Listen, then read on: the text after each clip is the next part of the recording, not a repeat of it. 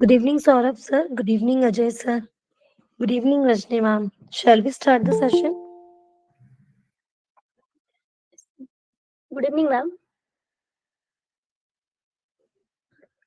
So don't let what you can do interfere Good what. evening, ma'am. Okay. Don't let what you cannot do interfere with what you can do. A very pleasant good evening with cool, breezy air to all the participants, RFI members, and dignitaries. Again, it's Nikita Khandelwal here to heartily welcome you for today's session. It's 28th of November and day 3rd of our FDP program on research paper writing, which is jointly organized by BK Birla Institute of Higher Education, Rajasthan, Kilani, and Research Foundation of India. And the topic of our today's session is application on SPSS for data analysis, quantitative data analysis. And for today's session, our today's guest expert, Dr. Rajni ma'am, is here with us. But before we start with our session, I would just like to give a short intro of our today's expert. Dr. Rajni Singh is an assistant professor in English department at BK Birla Higher Education Pilani. Ma'am did her postdoctoral fellowship at BITS Pilani, funded by Indian Council of Social Science Research ICSSR, and her PhD in language education at BITS Pilani. In her teaching and researching area, it includes technical communication, language skills, language laboratory practice, literature, research, methodology, online collaborative language, learning, and statistical analysis. So, with all this information, ma'am, the dice is yours. Please hold it and guide all of us. Thank you, ma'am. You're welcome, ma'am.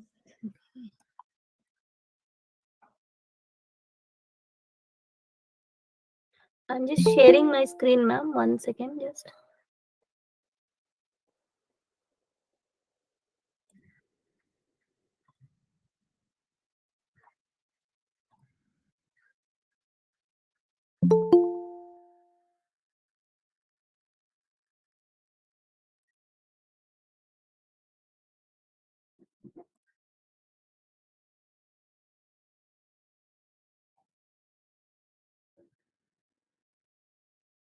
My screen is visible, ma'am.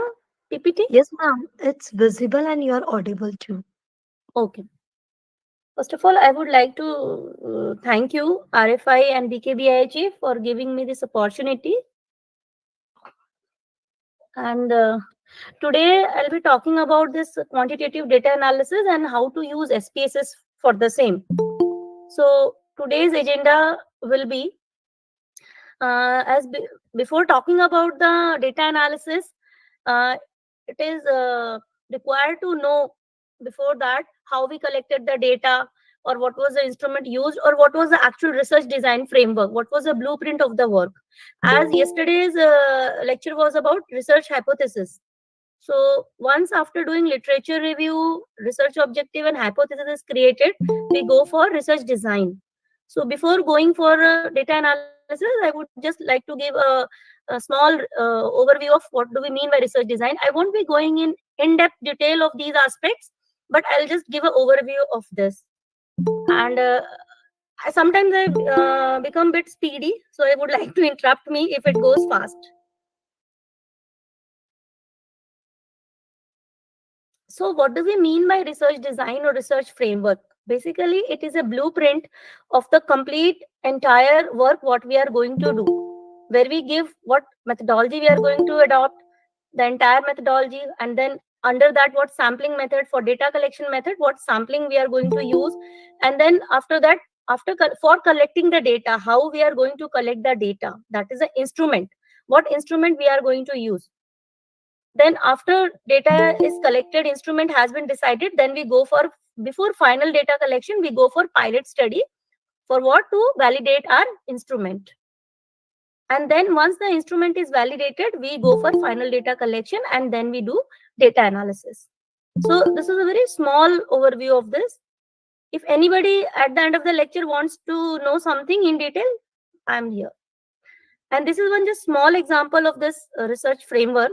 just to give idea, like how we can put up this thing, like here design and what method, and then under that sampling, what instrument we have used, then after that pilot study, then you go for final data collection, then data analysis, and then reporting. So this is a complete blueprint of one research work which I am sharing here.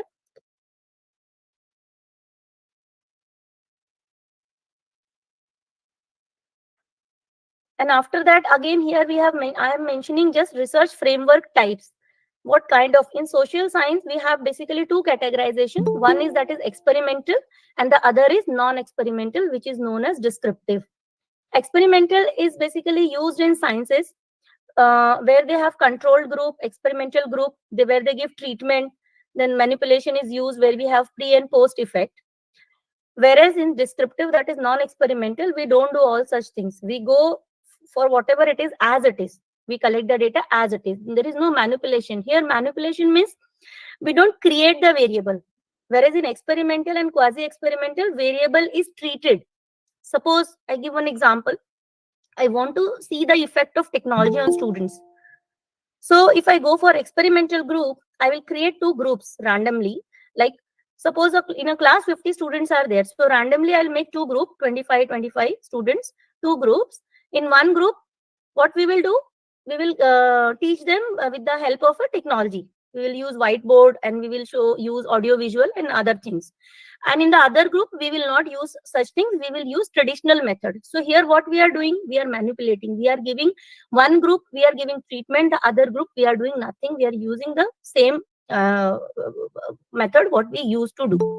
So where you are giving that treatment, that is known as experimental group, where you're using that technology.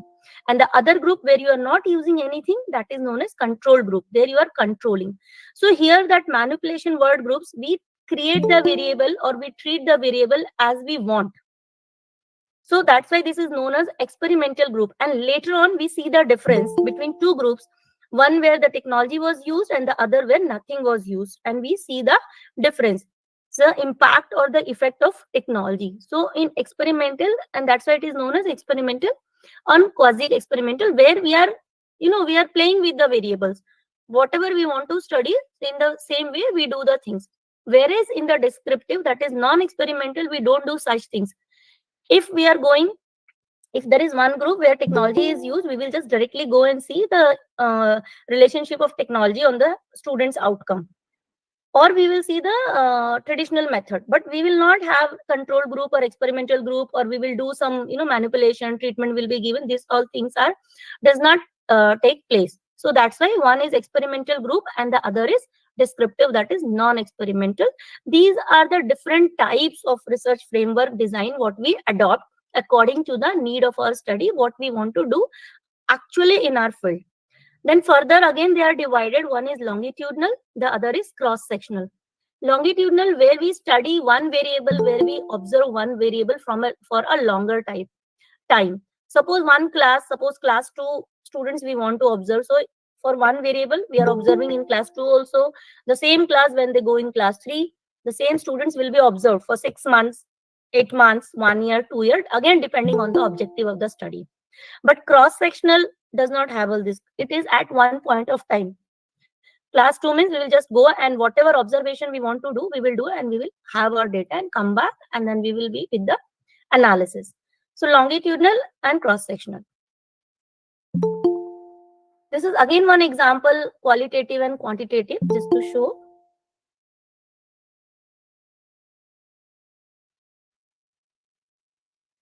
So here again a short overview of sampling method or design.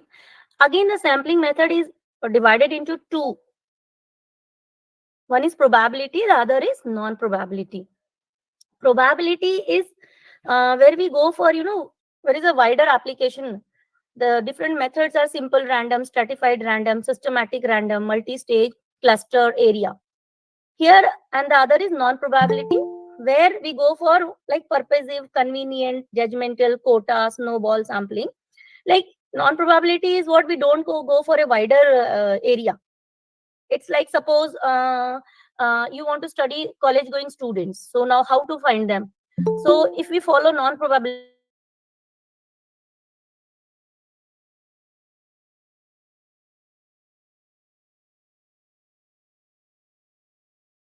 students who are present at that time. But here what we are doing it as per our convenience. So the data which we will bring from here by going non-probability method will not be allowed for generalization of the results. It will not be applicable to the other samples because it is not representing the exact population.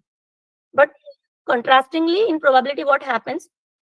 It here we don't go for purposive or convenient. We try to go for cover maximum students or sample which can represent the entire population, and these are the different things.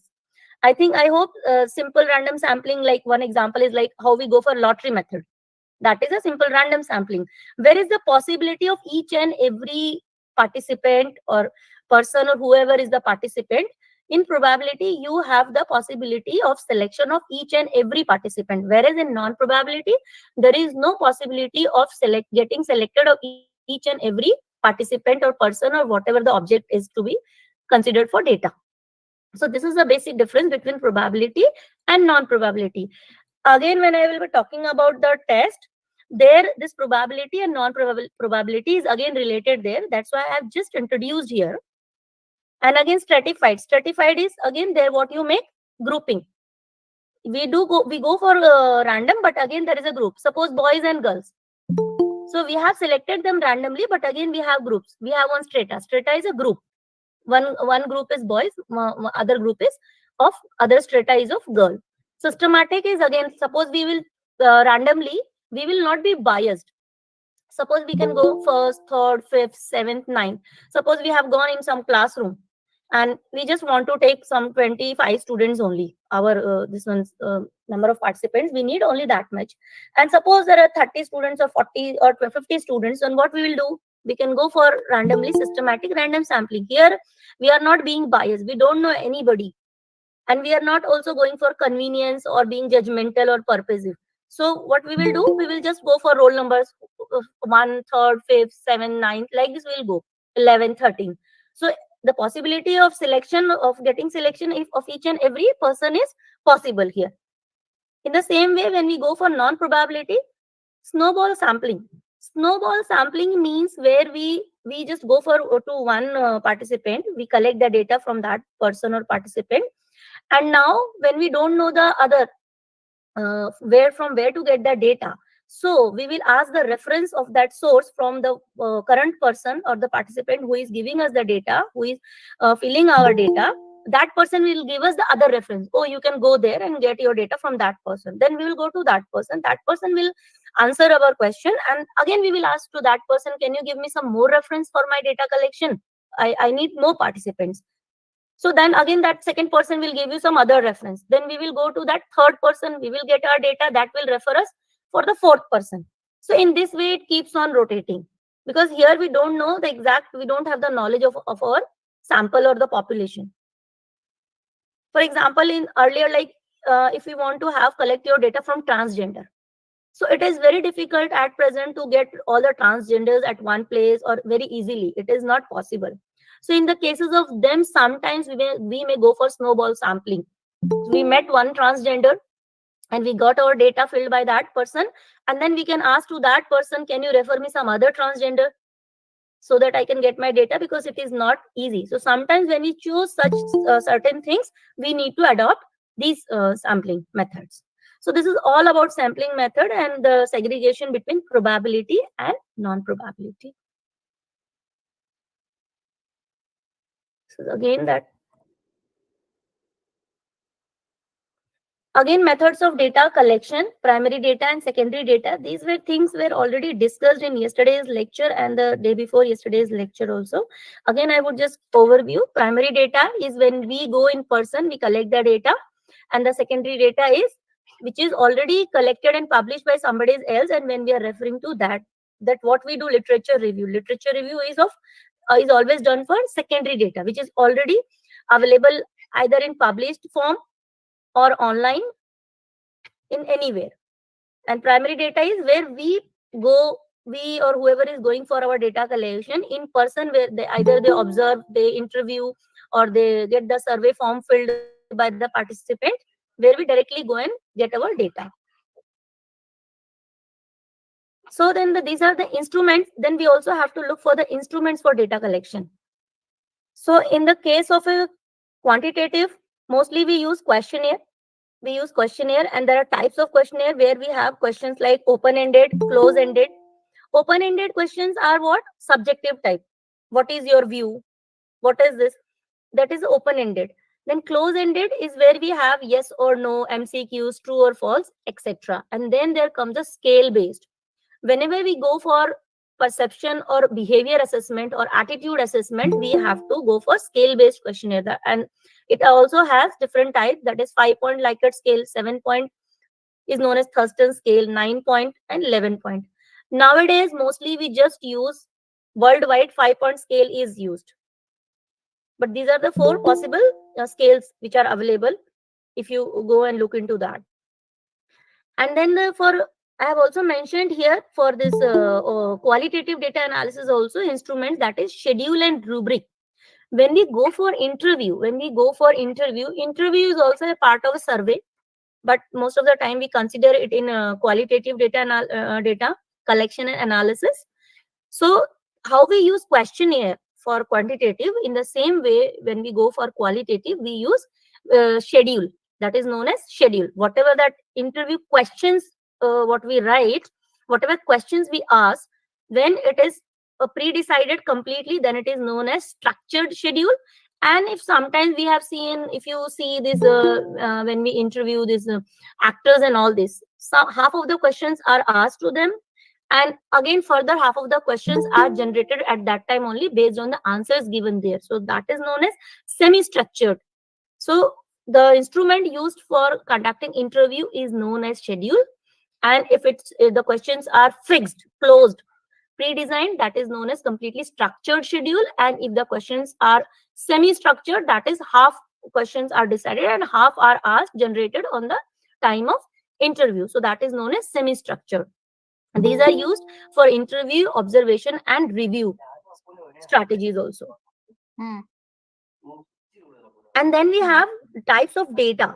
When we develop questionnaire, the data which we generate, the questions are framed based on the nominal, ordinal, interval, and ratio. Nominal or categorical is the question.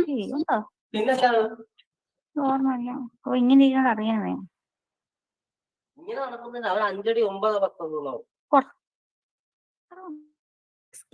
Hello.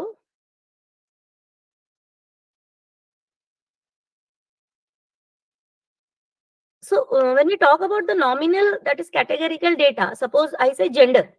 So gender has two categories, or nowadays we have three categories. So that is a nominal data which doesn't have a numerical value.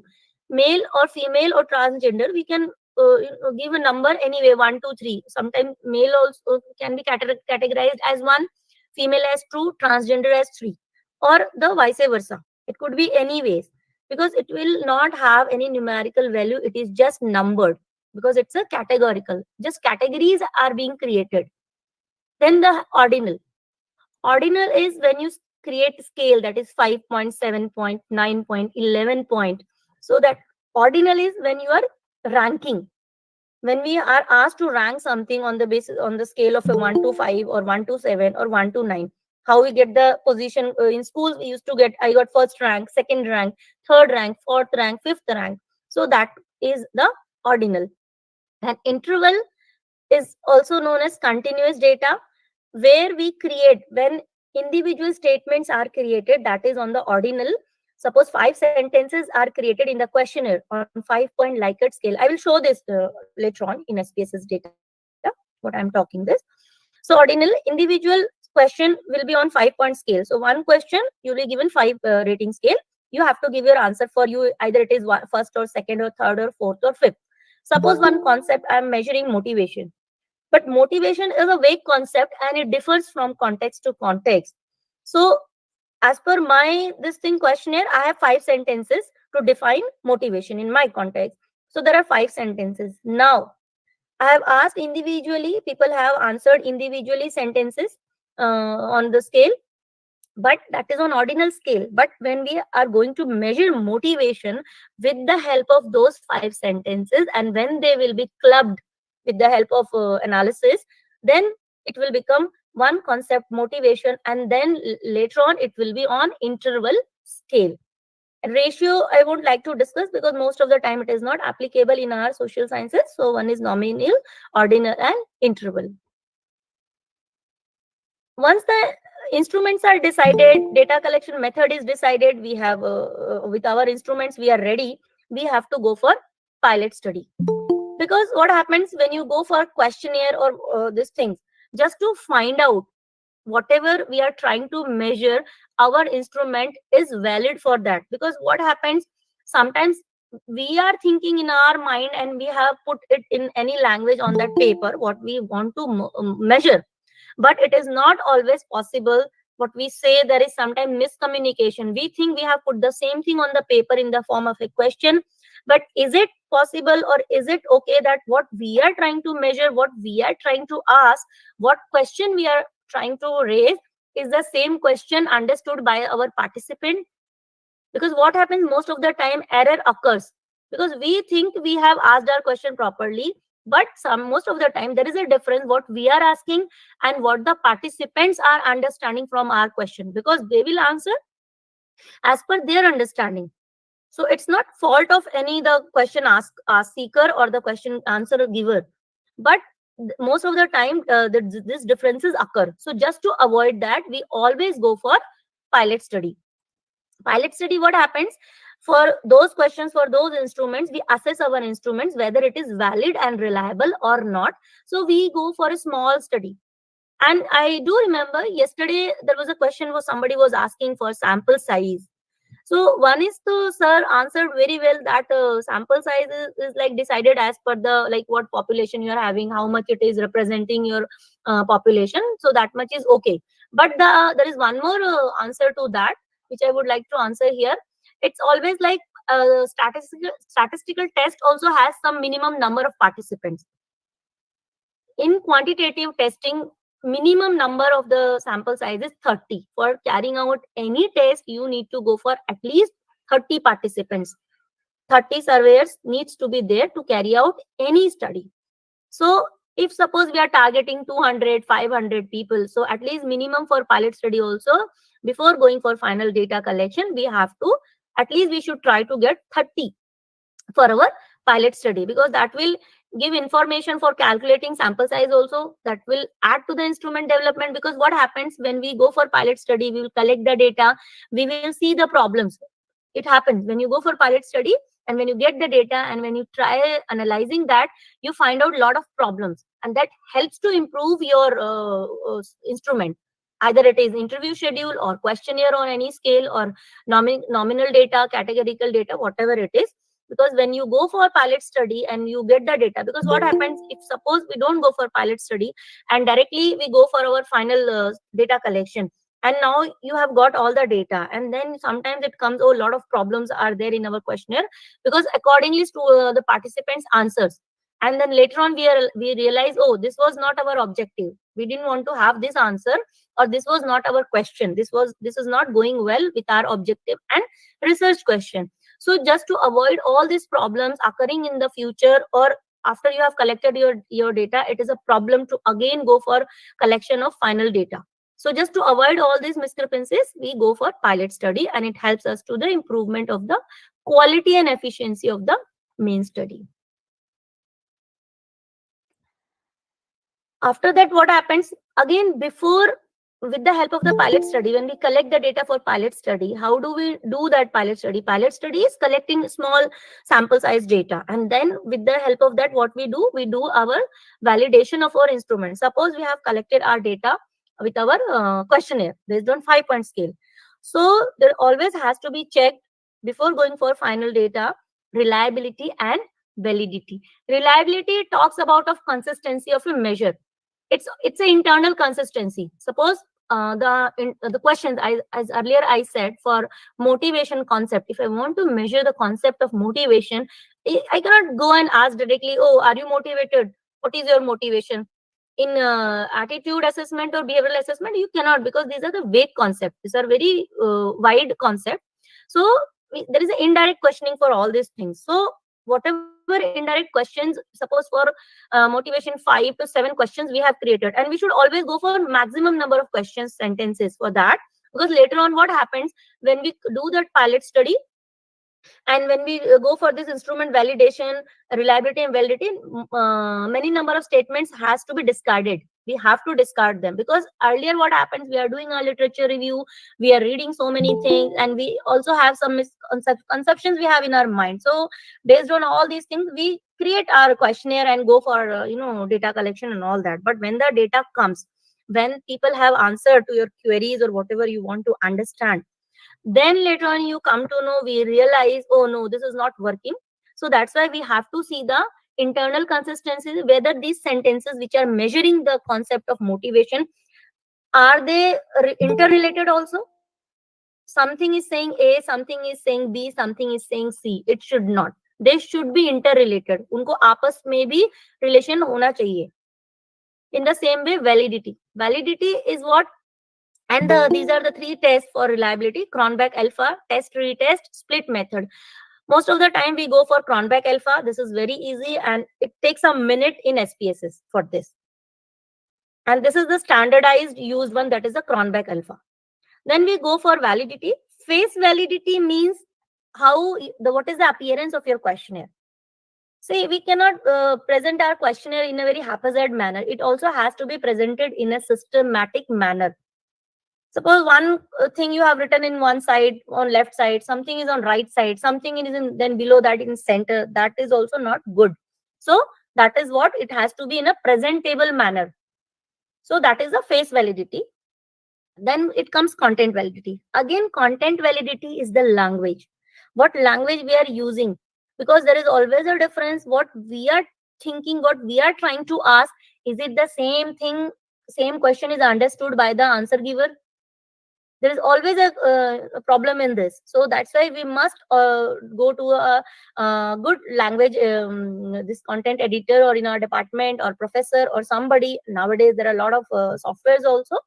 So we also need to go and check for this content validity. So face validity and content validity. Third comes the construct validity. Construct validity, and also please don't get confused. There are a lot of languages used. Sometimes we say construct, sometimes we say latent variable, sometimes we say concept. These are the different vocabulary being used in research. But concept is what? In a qualitative manner, in a simple thing, we want to understand anything. So that is the concept, philosophical. But when you come in quantitative approach, that concept becomes construct, any construct.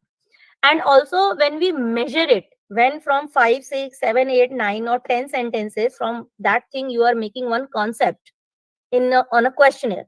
Because with the one sentence is not some construct. For minimum is 3 to 4, you should have under one construct, you should have at least minimum 3 to 4 sentences for assessing that particular construct or concept. So when you measure some construct from through these 4 to 5 sentences, so that is also known as latent variable.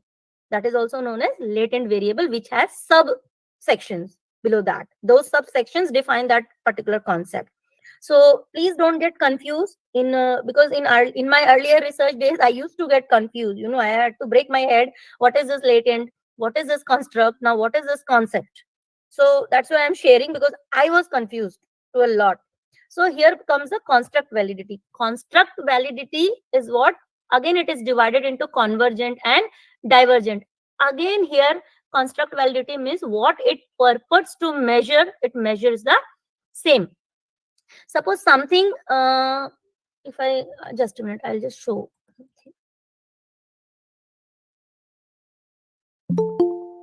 Here it is. Is this visible? Clarity is there? Yes, ma'am. Okay. So 1 minute. Suppose here I talk about construct validity, and it was not possible to put the sub parts also. That would have given better clarity, but I would just like to explain. Suppose here it is language speaking preference is there, generational status is there. So these also have sub parts.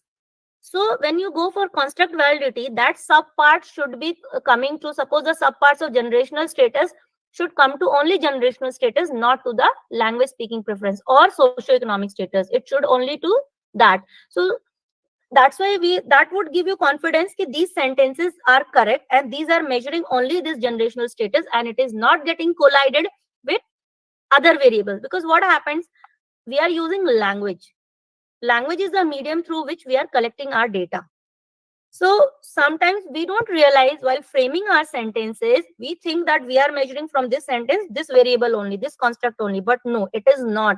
When we get the data from our participant, we see that it is colliding at the same time with other variables, which means this sentence is not belonging only to this particular variable, but to the other variable also. I think this may create confusion to you, but it is like this only because there is no possibility. If I put all those things also, then it will become very messy to show you. So I'll try and later on when I will go for techniques to again. So that is what construct validity. So, and this construct validity is measured through what? Exploratory factor analysis and confirmatory factor analysis. And again, this is a small overview. We should always be very presentable. This is just a small example, I think, from my thesis. Like I have mentioned my objective. I mentioned my objective that the objective is to study impact of students' socio-demographic and social psychological factors on their AESL. So this is one objective. And then there are 1, 2, 3, 4, 5, 6 research questions to understand this one objective. Objective has to be less and more number of research questions to answer that one objective. So then again, hypothesis. Hypothesis, I have not created for all. I just went for 1, 2, 3, for the fourth research question. I have created hypothesis. At the same time, I have also mentioned for this, for one particular research question, this test is applied. The other research question, the other test is applied. Then again, for next research question, the other test is applied. Because what happens, if we try to present our study in this with much clarity, it also gives a clarity to the reader also. They don't get confused. Because those who are in their preliminary studies, like when I was doing this thing, and earlier I had no knowledge of this thing, so it used to create a lot of confusion. Because what happens, people use different vocabulary which means same, but for the newcomers it becomes difficult to understand that. So that's why this is just to give you one small example. You may present your approach, how you have used, what is your objective, or what was your research question. At the same time, for which particular research question you have applied which test. That gives a good answer to the reader. So now if I come after this is a small again view demographic data to represent how you can present your demographic data. Now I come for data analysis. Based on approach, it is divided into two types, that is quantitative and qualitative. We will be dealing with quantitative in bit detail. And if anybody may ask me about qualitative also, what I have mentioned here. So again, quantitative is further divided into descriptive data analysis and inferential data analysis. Descriptive data is like mostly it is what mean, median, mode, and frequency distribution, which is as it is where you present. As I said, when we go back to research design, where we call non-experimental, that was descriptive research design, where we don't manipulate anything. We just present the things or whatever has come as it is, as how we got, we are presenting. Suppose whatever mean, median, mode, or frequency distribution, there is nothing to much play with that. It is just whatever has come, you have gained from your participant, you are presenting either with the help of Excel sheet, or with the in the Excel sheet we can also create a graph for better representation for this mean and SD, that is standard deviation. That gives the spread of your data. Mean gives the spread of your data, like for which thing people are in our study, our participants are moving towards which direction, either in a positive or in a negative, whatever we have asked them.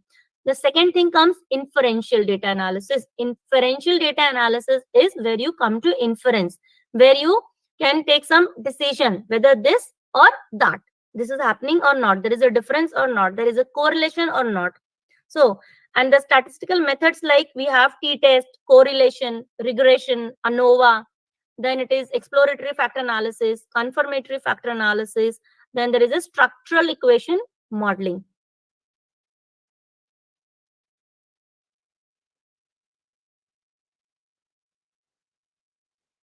Here we come. Again, I will connecting you for data analysis, statistical analysis.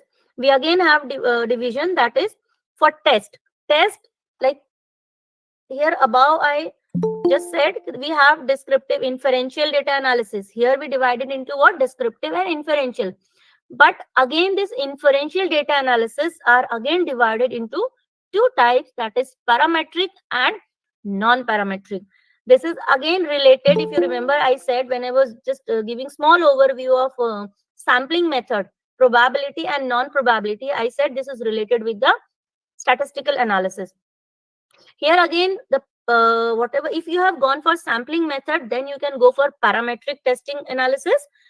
And if you have not gone for probability and you have used non-probability sampling method, then you have to go for non-parametric. Again, there is one condition. For non-parametric, you have to for non-probability sampling method data collection, you have to use non-parametric test only.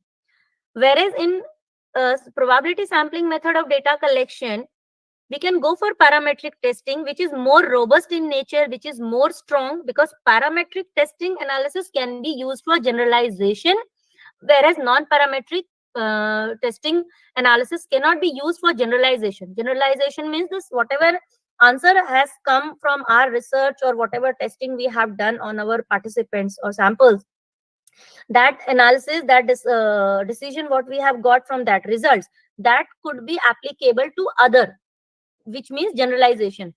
So if we are going for parametric, then the results could be generalized to the other sample in the different context. But for non-probability, cannot be generalized. It cannot be used for other sample in different context. But again, in parametric, there is one more condition. There are some assumptions which needs to be fulfilled. If that assumptions are not fulfilled, then parametric testing also cannot, probability sampling method cannot go for parametric. They also have to go for non-parametric. Like here it is, assumptions fulfilled, that is normality. What do we mean by normality? Suppose we collect our data from our participant. So it should not happen that everybody should answer one thing only. There has to be equal spread of answers. It is not that suppose 100 people are there, out of them 85 are saying yes and 15 are saying no. That should not happen. There has to be equal or normal spread of answers. So which means normality. Again, homogeneous of independence of errors or homogeneity of variance. Again, homogeneity of variance, what do we mean by that? If there is a variance, that should also be, there has to be homogeneity in that. There should not be heterogeneity, which means again this is related with the normality above. If there is a difference, if there is a variance, that should also be in a homogeneity, not in a heterogeneity, because again it will change. So these are the basic things, because what happens if we don't check this and directly we go for parametric testing, whatever results we may get, that may not be apt or correct. We will get, if you use, see what happened, statistics is nothing. We should not be scared. It's a very small thing. It's like you can play with the statistics. We just know the small things, how to go for testing. You will get anywhere in any book. These are the, if this is a research question, then you can go for this testing. If this is the objective, then you go for this testing. That is very easy. But again, as sir in yesterday's lecture said, that don't be scared or make it a very big thing. Statistics is nothing. We should know how to play with it. We can modify, we can use it as per our assumption or as per our requirement. Nothing is there. Only just we should be able to know the basic things. Like here, if we have used the probability sampling method, then obviously we must go for parametric testing. But blindly we cannot go for parametric testing. Here also we need to check the assumptions, whether they are getting fulfilled. Like normality, like how the data is spread, or variance cannot be the same. Variance also has to be difference. And these are very basic things we get in SPSS. It takes 2 minutes. So do not be hurry to use SPSS. First we should try to understand what does it mean and how to get it.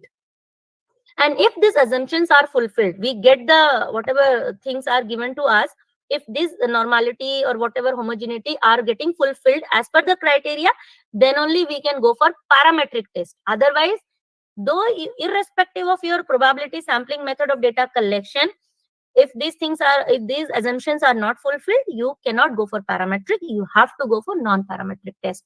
And again, what is the problem in non-parametric? We are using, but what happens? Non-parametric results cannot be generalized to other samples in different contexts, whereas parametric testing results can be generalized in different contexts on the same variable. So this is all about this. And again, here for what all test we use for normality, it is this week, all this we get in SPSS.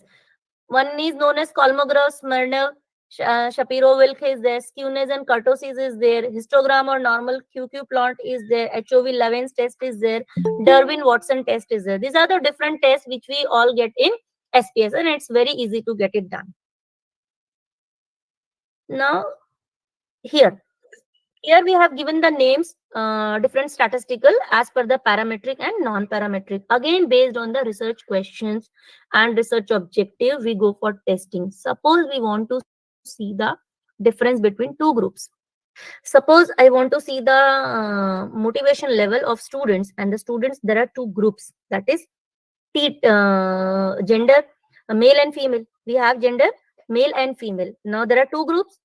There are two categories of that. Here we will also relate with the type of data. Suppose we have gender. So under which type of data it will go? It will go under the nominal data, because here we are not using any scale, but we are creating categories, and these categories also keeps on changing. Suppose if we consider only male and female, so that becomes two groups, two categories. But there could also be a possibility of third categories, that is transgender. So then it becomes three categories. So when we take only two groups, suppose we want to see the motivation level of the students, but we want to see the difference among what gender. Are is the level of motivation same among between the girls and boys?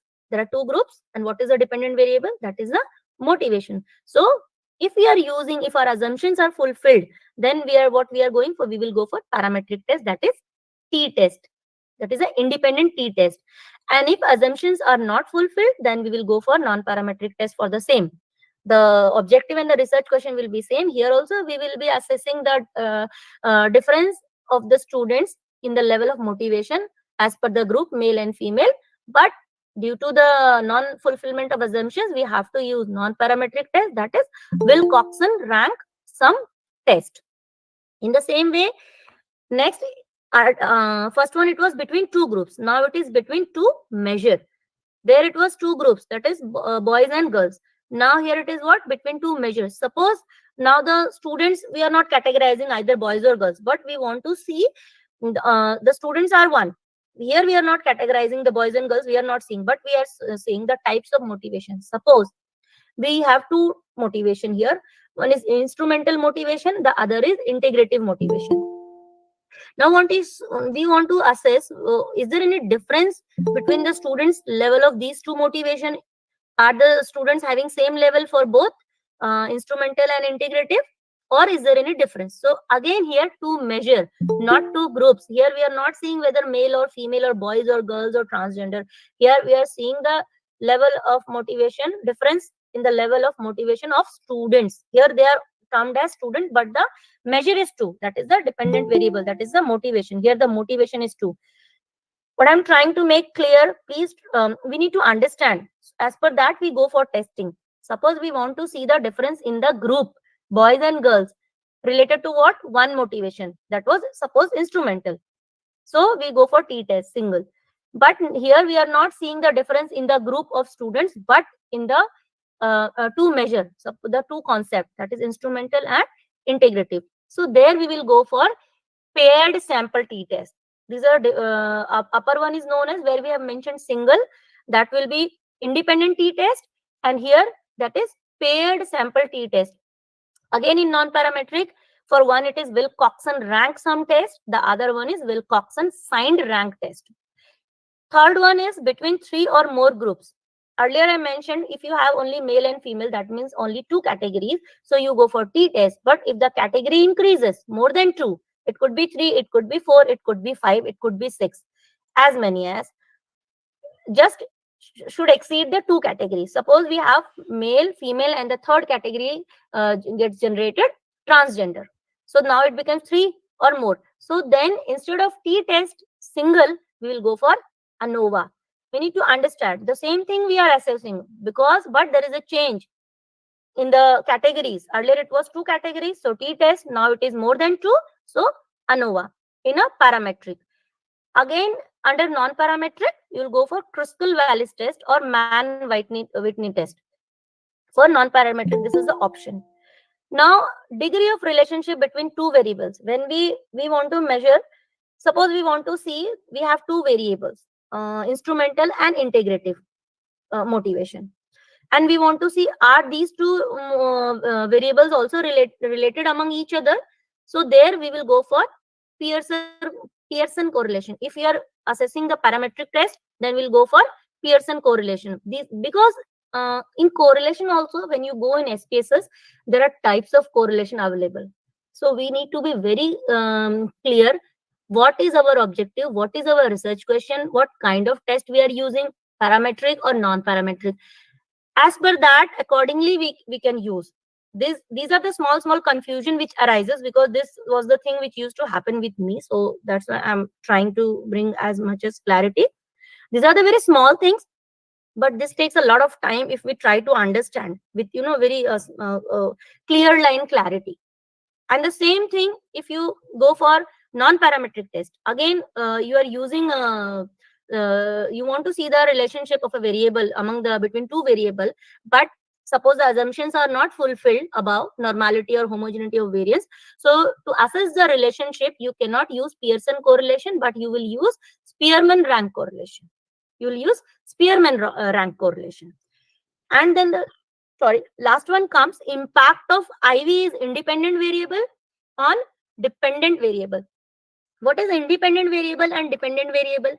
Independent variable is suppose I'm trying to assess, I want to assess the effect or the impact of socioeconomic status on students' achievement in any particular subject or the overall. Suppose I take in English. Suppose I take so I want to study. So my independent variable is what here? Socioeconomic status. And socioeconomic status. Again, I would like to connect with yesterday's lecture. We have to be very specific. Suppose we talk about socioeconomic status. Socioeconomic status can be defined in many ways, many ways. So in the context of research, in the context of my particular research or anybody's, whatever research you are doing, when it is your research, you need to have operational definition of your variable. What I mean to say, operational definition, we need to define our variable as per our need. Because if you go and and do the literature review for socioeconomic status, you will find a lot of variables, definitions for that. Suppose for my study, I take socioeconomic status, which includes only education, income. Suppose I take only 2 things. That is also socioeconomic status. Then the other way could be, we need to consider in the under socioeconomic status is what? Your education and your job profile. And third is your income. So this is also socioeconomic status. So it's not that blindly we can take anything. We have to go for some standard rule or some report as per economic report of your country. In whichever country we are conducting our research, there are also certain norms to define some variables, because socioeconomic status is not something behavior or attitude that we can define just based on we read some research papers, some published papers, and accordingly we created the questionnaire. No, socioeconomic status is not something that. It is not something behavioral issue or something. So for this, we need to study whatever economics, as per our economics, how the socioeconomic status has been defined. So first we need to consider that rule, and then accordingly we can decide that variable. So that is what operational definition. Operational definition means like how you define your variable in your context. That becomes your operational definition. Because again, this operational word confuses a lot, because I got confused. That's why I'm sharing my experience, because we need to have operational definition, because this keeps on changing from one study to other study. Suppose I said so socioeconomic status, some may define it by just taking only two variable, or some may define it by taking three variable: income, education, and job profile, and or some may just take income and education. That becomes a socioeconomic status. So here it becomes the my independent variable. Now I want to see the students' parental socioeconomic status on effect of that on their achievement learning.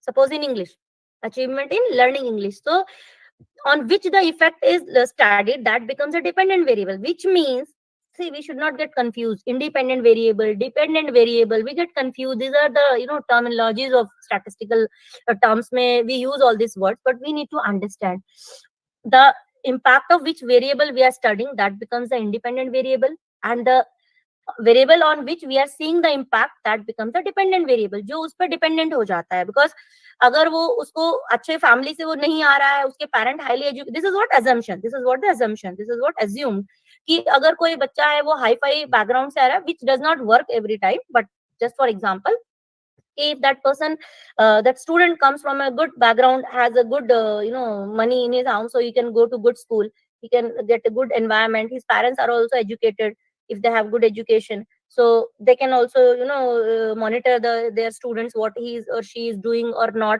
they can see their results. Third thing, if they are highly designated, so that also sometimes impacts either in a positive or negative. So the socioeconomic status is going to affect the achievement of student. So that's why that becomes the independent variable and the other becomes a dependent variable. We can we cannot do anything to the dependent variable, but yes, we can try to see how our independent variable, we can define that as per our requirement. And in the same way, dependent variable also has to be operationalized. We need to have for independent as well as dependent variable. Operational definition सबके लिए ही compulsory होता है. Otherwise, we will not get the appropriate results in our study. Everything will be haphazard at the end. So we need to work hard in our initial period of our research, not at the end. It is very much important to have good guidance, step by step, to do the things, to take care of small things when we are going for pilot study, when we are trying to develop our instrument, when we are trying to operationalize our variables, how we are categorizing them, or we are taking on scales. So small in a small test. Sometimes pilot study should also be done in 2-3 steps or 2 times also, because that improves our instrument. Once the instrument is apt, nothing can happen or interrupt or stop us to get good results from our analysis. Good analysis we can get, good findings we can get from our study. So we need to pay attention at the basic level when we are doing our literature review, when we are conceptualizing. There's a difference between research framework and conceptual framework. We always need to look and try to understand what is conceptual framework. Research framework is what earlier I on the first slide I said, we can have experimental and non-experimental. As per our need, we go for one particular research. But what is the conceptual framework? Conceptual framework is what you are doing in your study, what you want to do, what variables you want to take, which variable, which direction you want to put. Suppose I'll just show one slide. I will show. Suppose this is a conceptual framework. We'll just here what I want to show is the same thing. This is an independent variable, that is a factor, socioeconomic status. I want to show that this is predicting the dependent factor, that is the student's achievement in learning English as a second language at class 10. So this is my conceptual framework. This could be vice versa also. This could be vice versa in your study. But this is my conceptual framework where I'm trying to study that this one variable SES is predicting the students AESL or ESL. This is my conceptual framework. The other conceptual framework is here again. One, this circle, and it has, that is a research-based learning where I'm talking. It impacts the skill development of engineer. If the student is taught using research-based learning technique, that would improve or develop the skill of the engineering graduates. So this is my conceptual framework, where based on my literature review, I have tried to conceptualize, and I have understood that, okay, if out of the many available techniques, if research based learning technique is used to teach the engineering graduates. They will not only learn that research techniques, but the many other different skills will be developed of that graduates. This is what my assumption, this is what my understanding which I have developed from literature review. So now this will be my hypothesis which I will be testing.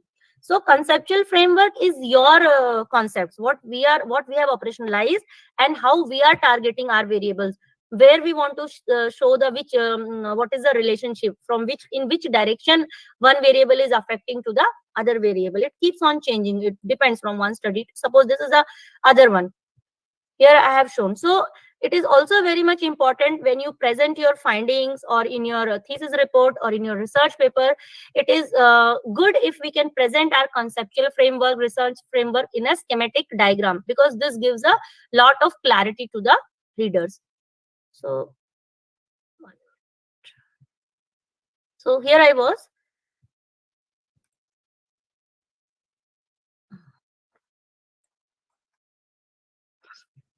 Again, I have just tried that when we go for here, when we just want to see the impact of one variable on the other variable, that is the impact of independent variable on dependent variable, then we have techniques available like regression. In regression also, there is a linear regression, there is multilinear regression, there is logistic regression. Suppose you have only one variable independent. Suppose I have only one socioeconomic status. I will just show one PDF. This PDF is visible. Hello? Yes, ma'am. This is available. Yes, ma'am. See, this is the result of regression which was conducted in SPSS. So here we have, these are the what? All the independent variables like generational status, anxiety, gender, socioeconomic status, student state, tuition, study hours. So here it is what? Multiple independent variables are there. But in regression, we can have only one dependent variable. For regression, you can have multiple independent variable, but you can have only one dependent variable. Then only you can go for regression. What happens regression?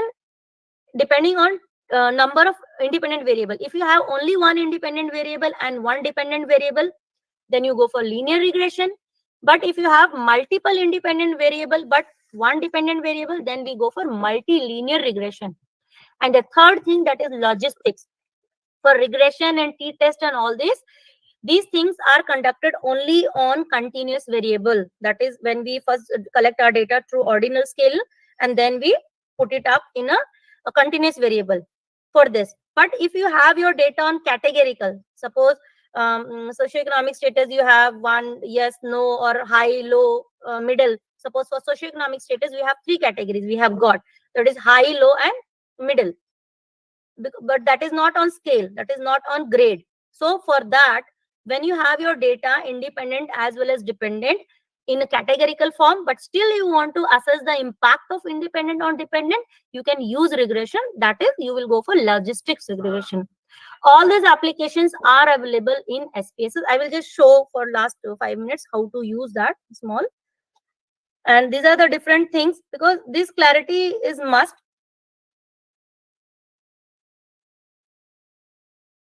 Like suppose when both independent and dependent variable are categorical, we need to understand if both independent and dependent variable are categorical, then you go for chi-square test. These all are available in SPSS. If both variable are categorical, then you go for chi-square again test. Chi-square is also used to test association, goodness of fit. Then and again, if you have both variable on continuous scale, then you can use for correlation. Here when you go for to assess the degree of relationship between two variables, then we use this Pearson correlation. But for this, there is a condition. The variable has to be on continuous, that is on scale based data. Then only you can use for this. If it is not on scale but on categorical, then for the same test, you will use chi-square testing. So these are all the things. This is one small model, structural equation modeling. What happens when we go for testing? Suppose I am just trying to see the impact of gender or age on students' achievement in learning. And I just test and I get the result. But the results are not as per my assumption or my expectation. Why does this happen? because in that environment it is not only gender or age, there are other factors present, but in our study it is not possible to assess all the factors at the same time. But if we try to make possible to understand the other variables also, we want to make take maximum variables, we also need to understand or assess the interdependence of each variables of each other. So there we go for structural equation modeling. Hypothesis testing was already discussed yesterday. Null is like, if in simple language I say, when we want to see, null means we say there is no difference between Ram and Sham. Kuch bhi difference nahi mila, both are same. So we say it is null hypothesis, there is no difference. And if we find there is a difference between Ram and Sham, so it becomes alternative hypothesis. And it is also known as directional hypothesis. Difference again can be defined positive or negative or whatever it is. Then as per that it gives you direction, then you move further for that. I will just show one small SPSS. uh,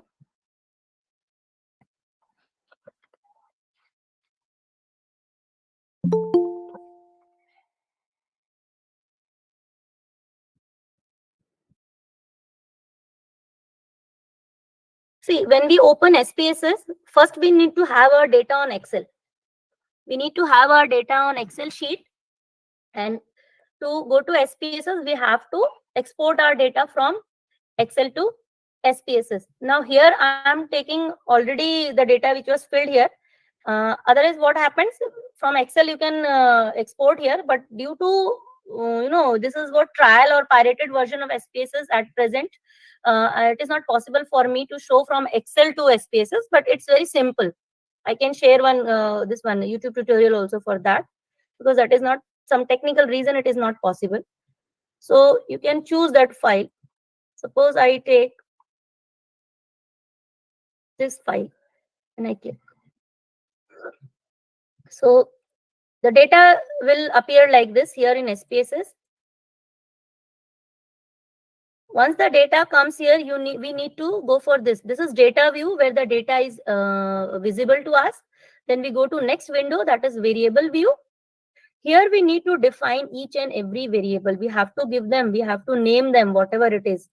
As per that, we have to name them. And then here you have to give the values like this. Suppose BSER, Board of Secondary Education Rajasthan.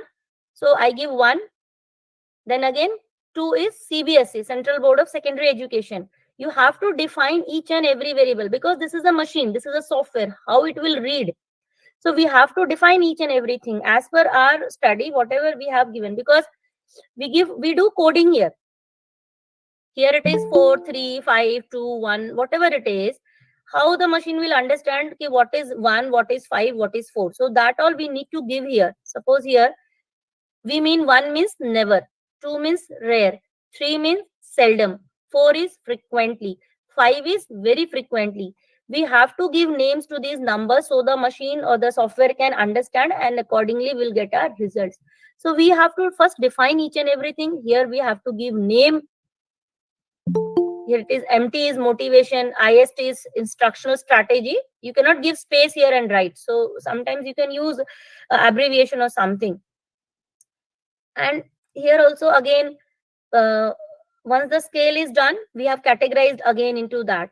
Like 1 means low, 2 means average, 3 means high. So the first thing we have to do in our, once you export the data from Excel to variable view, you have to define the data name.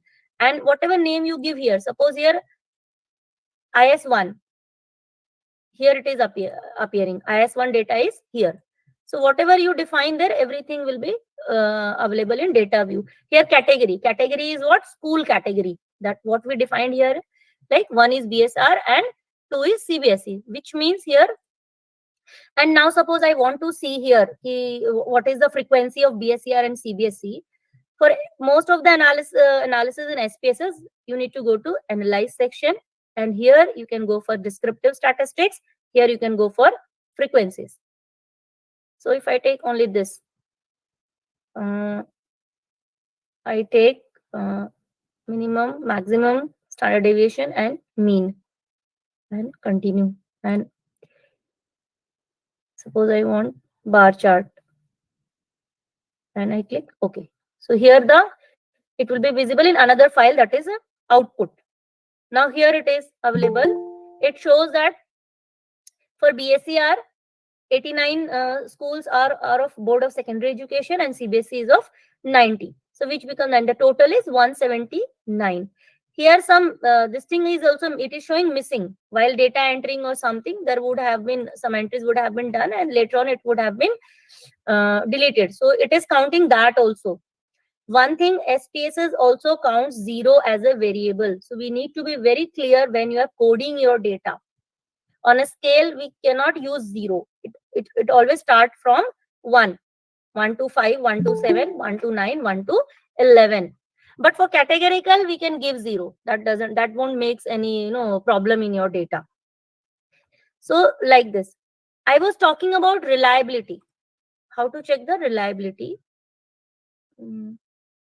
If you go on the in analyze and you go for scale, this is the reliability analysis. Whatever statements we want to see. Suppose I select these many, and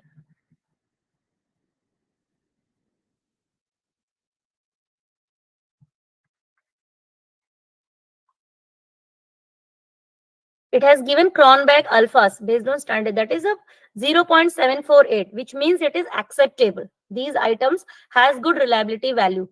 Up 0.5, we should always have 0.5, not 0.5, that is the minimum standard. It should always be above 0.7, 0.8, but 0.78 is also not bad. So this is how we check the reliability. Suppose I show some other test. T-test. I was talking about T-test. One sample T-test.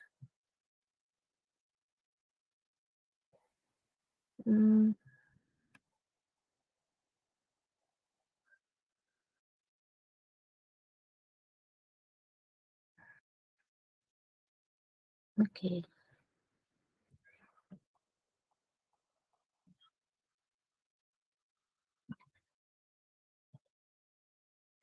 So here it is what? The difference is significant. The p-value is 0.000. We have taken the t-test between the categories of BSCR and CBSE, where it is showing significant value is 0.000, which means yes, there is a significant difference, which means particular any concept, there is a difference between these two groups. So this is not possible in such a small, this lecture in detail going. Whatever testing we do in SPSS, this all is done by this. Regression is here, linear. And then data reduction is that exploratory factor analysis. What I was talking exploratory factor analysis, when you want to measure any particular concept, suppose motivation is there. I have taken 10 statements on a scale 5. And I have done my question and I have got it filled by the people, whoever my sample are population, and I get it filled. But I cannot take it as it is. Oh, these 10 sentences are the complete motivation. They are defining that. No, it is not possible, because based on the literature review, we have chosen that 10 sentences. But again, I would say that there is always difference due to language barrier or the understanding, cultural gap or the communication gap. So because they have their own understanding and we have our own understanding, we will design our questionnaire based on our understanding, based on our whatever gap or thought or understanding and the literature review we have gone through. But it is not necessary from whom we are getting our data, they will also have of the same view or same perception. That's why we go for pilot study, we go for reliability, we go for validity, and after that we go for exploratory factor analysis. We have taken 10 sentences, but it is not that you based on the literature review, these are my 10 sentences to measure the concept of motivation. No, we have taken based on the literature review, we have gone for the study, but after getting the data, we must run the exploratory factor analysis on that, and that exploratory factor analysis will tell you. Again, here it's a game. It's not what it says you have to accept. It will give you multiple options. There we need to have a theoretical clarity in our mind and then to accept the result what it has given. Suppose I show you, suppose M1. I go here in data reduction here and I take this just one variable, motivation. Okay, so what are the possible options we need to tick? I'm showing that.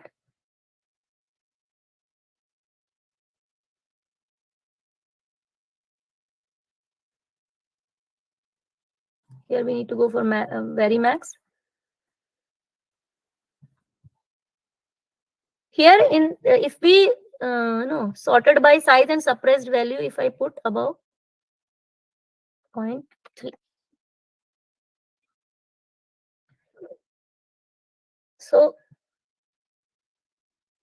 here it will give this result. What I am talking about, the uh, exploratory fact. These are the possible charts which it will show.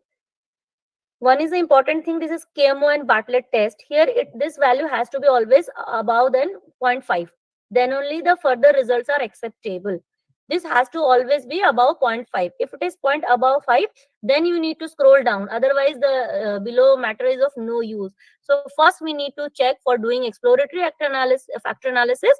This value KMO has to be always above 0.5. And again, the significance also has to be 0.000. And here, the second important thing, total variance explained. Here it is 63.363, which means in social sciences, the bar is 60. If this cumulative value is not above 60 in social sciences, then it is not accepted. So before going below, this KMO and Bartlett test, and the next thing is this total variance explained. This shows the statements, that whatever statements we have taken here. Suppose this is M1, M2, M3. I have given the name, but these are the actual sentences in the questionnaire. These were how much percentage of share they are sharing in making this one particular concept. So here, if for example it is showing 63, which means it is a good percentage. It should not be below 60. It has to be above 60. Again, one thing I would like to add here. This is what the literature review says. But in research, one advantage we have, whatever is published, because what happened with me in my PhD, in my research, this value was not coming by about 60. It was always 57 and 58 percentage. And I was like, I was not getting anything what to do and how to get. I tried all the ways. This is a mutation what takes place. You keep on trying to do some changes and it will give you different result. Again, you do some changes, it will give you different result. Because what happens, suppose it is not giving what you want, what is that threshold value. So what happens, sometimes here it shows you that one particular sentence is creating problem. So what next time we will do, we will try, we'll remove that sentence and again we will run this analysis. Then we will see by removing that statement whether the results has improved or not. If it has improved, which means that sentence is creating some problem, maybe either due to language barrier or some cultural barrier, what we thought and what those who answered, they had different views. That's why this difference is coming. So these are the different views, how we conceptualize our concept through this exploratory factor analysis. It is not just put and go and just dump your in this thing and run factor analysis and accept it. No, it's a game. You should know how to play with it and how to get it conceptualized, whatever things you have done, you have with you. So what I did, my value was not coming for 60. So luckily I got some research papers which were published and it was at 47%. So in research, one good advantage we have, if you have something, you should always have with you references. If you have references which is published, whatever things is with you, sometimes which is unique, it is acceptable, because the same thing has already been published. But yes, not blindly, you cannot just do anything blindly, but you should have reference with you if certain things are not acceptable, but the other context, the same thing has been accepted and published in good journal, you can use it as a reference and your things will also be accepted. Because what happened in my thesis, this value was not coming at 60, it was always 57. So then I got some research papers which were published at lower than mine, so that got accepted. So you should know to play and how to accept it. Then we come to here. This is the basic table. Here it is 1, 2, 3. These were 1, 2, 3, 6 sentences I put up, and this has created how many concepts from this? It is showing that it makes 3 concepts. So M6, M4, and M3 is making one concept, one kind of motivation, and M2 and M1 is making one kind of motivation, and here M5 is making again single one this thing, because M3, M4 and M3 is showing two values in two places. So both will not accept it. Only one place we can accept. M3 and M4 can be accepted either in the one column or in the three column. But where we will go, where it has higher value. Here it is 0 0.3, 0.3, and there it is 0 0.6, 0.6. So we will accept here the maximum value. So this will be discarded. And how it can be? One more thing I can show how we go for this. Like suppose here, uh, if I don't put here, sorry, if I put like this, just see how this result will be shown. It will show, see now how many blocks are filled. And when we had restricted to that on 0.3, so many were left. So this gives better clarity. So always, we should be knowing small things, how to enter our data, how to, put the values there. So accordingly, it gives you results. And again, do not accept your results blindly. What is known as analysis we need to see, and again try to correlate with our theoretical framework, what theoretical conceptual framework we had derived from a literature review, or what we had hypothesis framed. Accordingly we need to go and look into statistical analysis, and we have to use it. Is not that blindly you just go and see, or this is very big thing. It's a very good thing. We should know to play with the statistics. So this is all what I wanted to talk today. I wanted to show a bit more, but I think it is too already out of time. We are running, so I would just wind up with this. Thank you.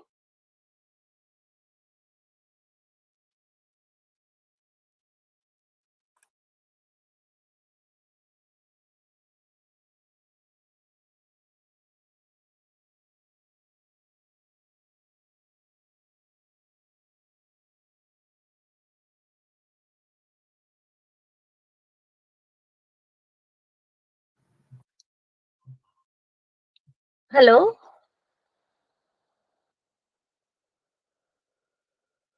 Dr. Saurabh sir.